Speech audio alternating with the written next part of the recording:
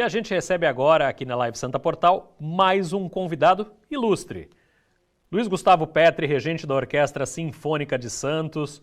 Salve, Petri, boa tarde, obrigado pela gentileza. Mais um papo, hein, entre Luiz Gustavos. É verdade, meu xará.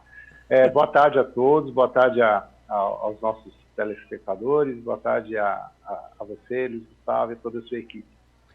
Queria começar falando da orquestra e desse período louco que a gente está vivendo, Guga.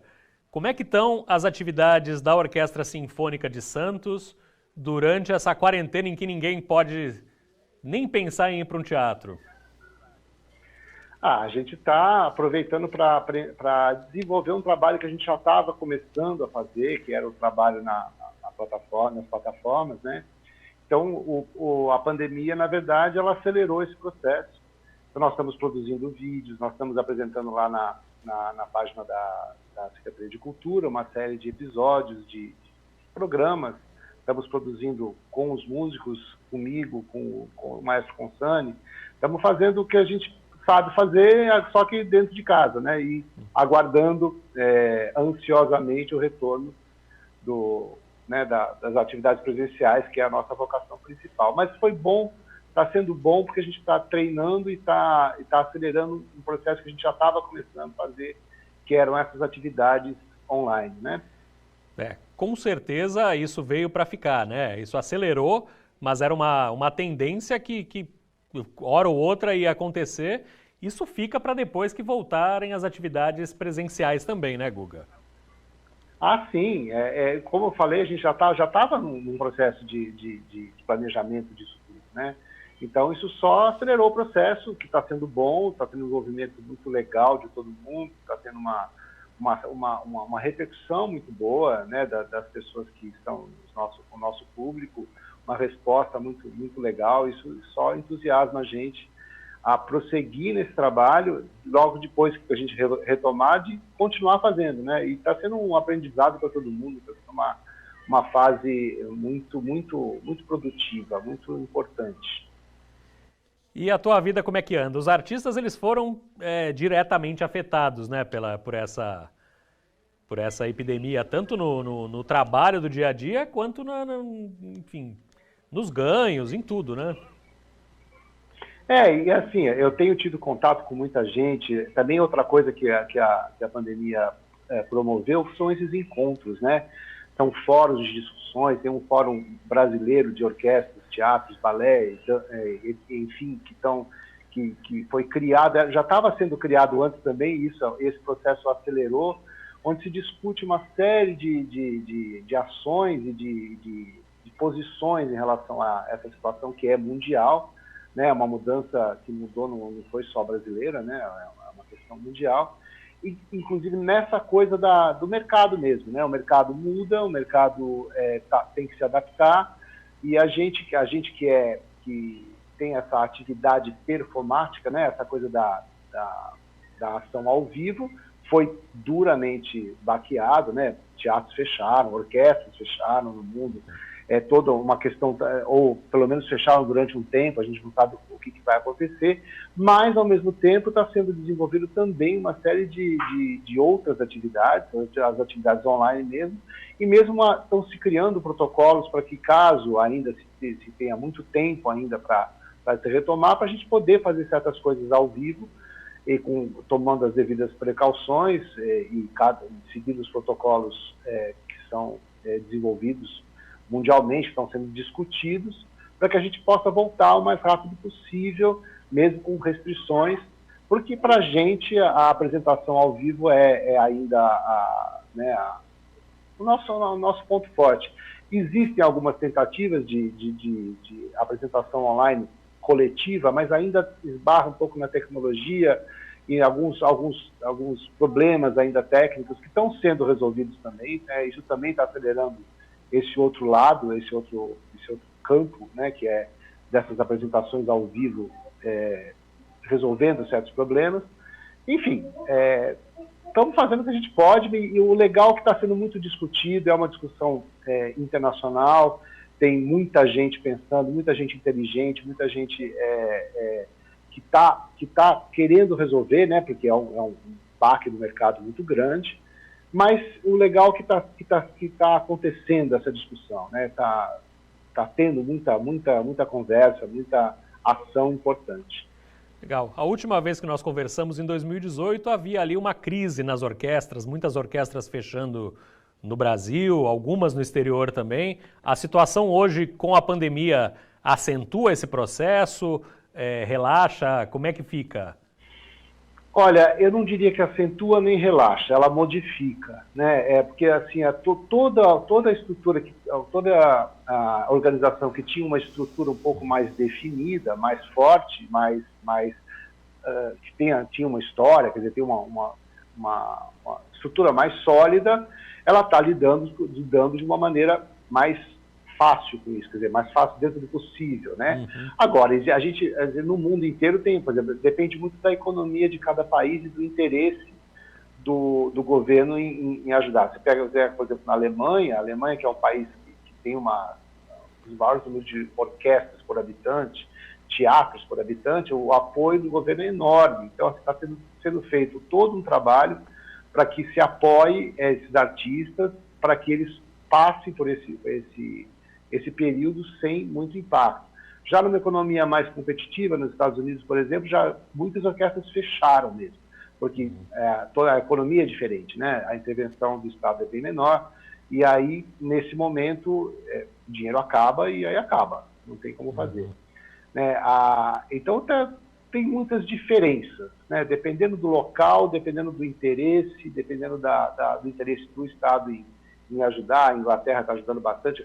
Hoje até saiu uma notícia que uma quantidade enorme foi injetada na parte da cultura para manter as organizações, pelo menos para que elas passem por essa fase de uma maneira sustentável. Então, enfim, está acontecendo de tudo e, assim, o que eu posso te dizer, na média do mundo, é que está se tentando manter o máximo possível da cultura, porque também foi outro efeito colateral da pandemia, né? Para muita gente que achava a cultura não só um negócio lá do finzinho e a necessidade diária. Todo mundo está precisando de arte. Ninguém está vivendo o confinamento sem estar assistindo um filme, sem estar ouvindo uma música, sem estar assistindo a live do seu artista, sem estar assistindo uma peça de teatro. As pessoas estão se dando conta do quanto a arte ela é fundamental na vida das pessoas. E isso sendo bem usado, pode ser muito bom para a gente também, depois que tudo isso voltar. Exatamente, a gente precisa de arte mesmo sem pandemia, no dia a dia, para pensar o jeito que a gente vive a vida, né? Enfim, é para isso que a arte existe.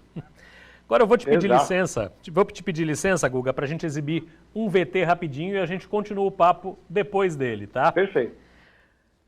Hoje um grande mestre da música, especialmente da música para cinema, nos deixou. Ennio Morricone. O compositor italiano Ennio Morricone, um dos músicos mais admirados e premiados do mundo do cinema, morreu hoje em Roma aos 91 anos. Morricone estava internado em uma clínica na capital italiana após sofrer uma queda.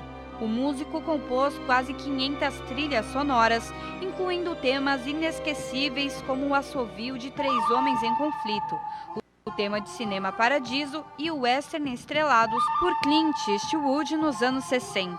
Tem o mérito de ser o autor de melodias que milhões de pessoas, cinéfilas ou não, conhecem ou sabem cantarolar. Em 2016, venceu o Oscar pela trilha sonora do filme Os Oito Odiados, de Quentin Tarantino. Em 2007, já havia recebido um Oscar honorário por sua elogiada carreira musical.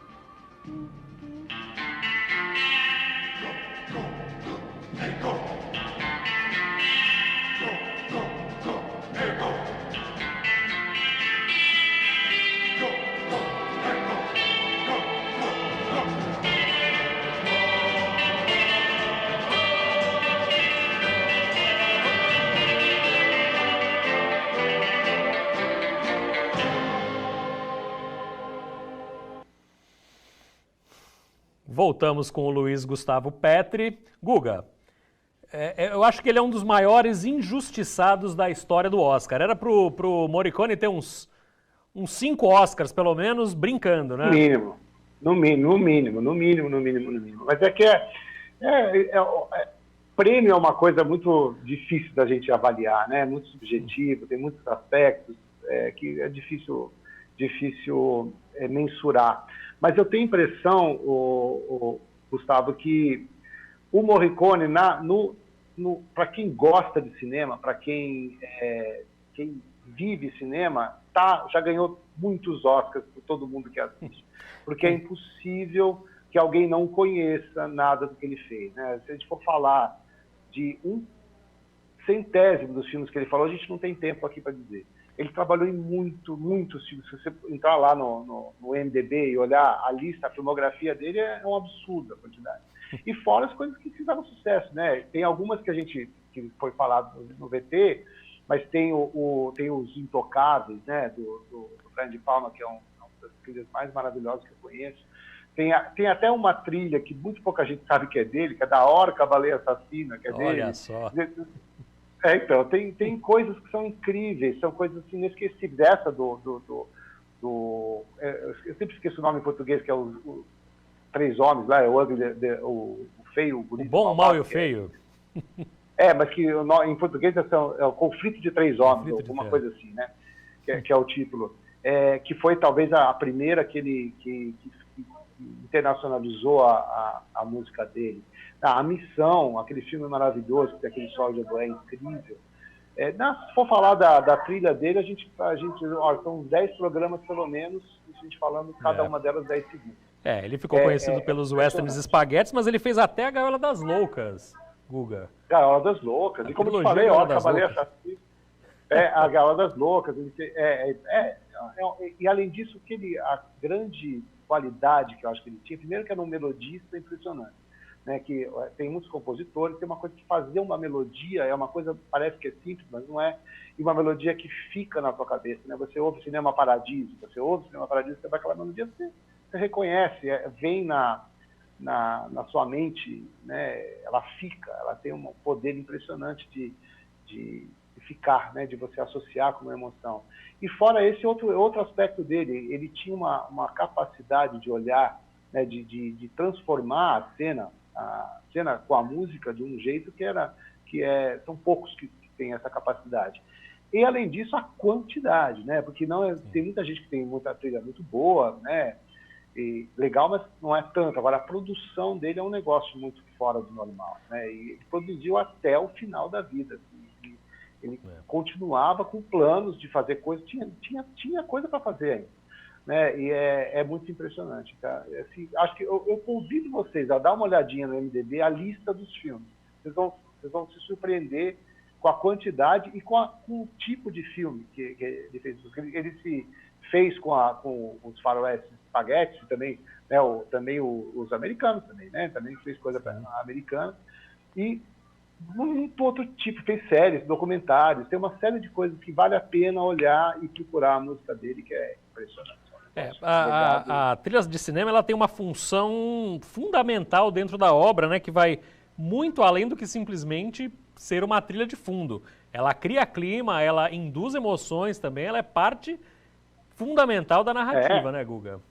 Não, eu acho que assim, eu lembro que todas as vezes que eu conversei sobre trilha sonora, eu sempre tentava mostrar uma cena de cinema, tirava a música original e põe uma outra, né?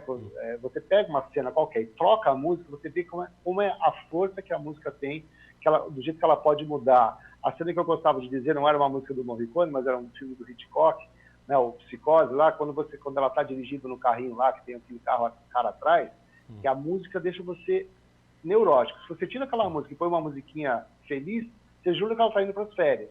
E a mesma imagem, a mesma cena muda completamente, né? E o Morricone, em especial, ele é um dos primeiros que começou a usar os efeitos sonoros dentro da trilha. Então, assim, naquela trilha lá dos 3 Homens em Conflito, que é o assobio famoso, se você ouvir com cuidado, está cheio de efeitos de coisas reais, e que fazem parte da trilha sonora, não é exatamente o som do filme. Ele fazia isso muito bem. Era a capacidade que ele tinha de utilizar essas ferramentas do som era impressionante. Você falou da quantidade de trabalhos, além dos filmes, das séries, enfim, de todo o trabalho dele voltado para o audiovisual, ele também tinha ali uma produção em música erudita, propriamente dita, muito grande, mais de 100 obras publicadas. 100 obras publicadas, feitas, gravadas, sucesso, né, que às vezes a gente não chega aqui pra gente, mas não é assim, era um hobby, né, a profissão dele era trilha sonora e fazia... Não, ele era um compositor com mão cheia, tudo que ele se metia a fazer, mesmo aqueles jobs que você pega em 3 minutos para fazer, ele fazia, você vai lá ouvir e fala, meu Deus do céu, como é que ele conseguiu fazer isso? É impressionante. Vale a pena entrar no, né, como eu te falei, entrar lá na lista de filmes e arriscar qualquer um e procurar a trilha e ouvir, que vale a pena. Eu queria, só para encerrar, perguntar qual é a tua trilha preferida do Ennio Morricone e saber de você o que ele representa para você, Guga, como maestro, como regente. Olha, eu tenho várias, é muito difícil escolher mas eu me lembro que quando eu assisti Os Intocáveis, né, aquele filme do Brian De Palma, aquela trilha, quando abriu o filme, né, já me pegou no estômago, era um negócio impressionante. Claro que tem a missão, tem aquelas que são mais emocionantes, que vão mais no coração, mas a trilha dos Intocáveis, para mim, é uma que inesquecível. Se eu for para escolher uma, eu escolho essa. E ele para mim, sempre foi uma inspiração. Ele, para mim, tem 2 compositores, né, os italianos, ele e o Nino Rota, que são inspirações para mim. Assim, aquelas pessoas que souberam misturar a música popular com a música erudita e a música de cinema, a música que funcionava. E não sei se a minha ascendência italiana, que tem me pega, né, o tipo de melodia, o tipo de escrita musical, então é uma inspiração. A minha inspiração como maestro, como compositor, como compositor de trilha, é isso. É um modelo, uma inspiração. Fora que ele parecia ser um cara muito, muito querido pela indústria, né? Isso também... Sim. Não, é porque ele entregava, né? Assim, qualquer projeto que ele entrou, ele realizou e realizava muito bem. Isso faz bem para qualquer indústria. Você ter um produtor que faz bem, entrega. A gente ouve as histórias de atraso, né? A gente conhece as fofocas dos bastidores. Ele era um cara que nunca atrasou um trabalho, nunca deixou para trás, nunca. E era assim, ele era muito sério, né? Apesar de ele era uma pessoa que era muito meticulosa na produção. Então, está aí o resultado. Né? Guga, agradeço demais a tua gentileza. Eu sei que você teve que movimentar algumas reuniões aí para atender a gente hoje. Te agradeço a deferência aqui. Espero que a próxima vez seja aqui ao vivo no estúdio. Se Deus quiser. Estou sentindo falta desses momentos. Muito obrigado a vocês, muito obrigado a você, Gustavo, obrigado à equipe, obrigado às pessoas que estão aí assistindo a gente. É isso aí, Guga. Um grande abraço e até a próxima. Até. E a gente encerra o programa de hoje com uma das melodias mais conhecidas do genial Ennio Morricone, tocada por uma orquestra sinfônica de Kranj, da Eslovênia, Cinema Paradiso.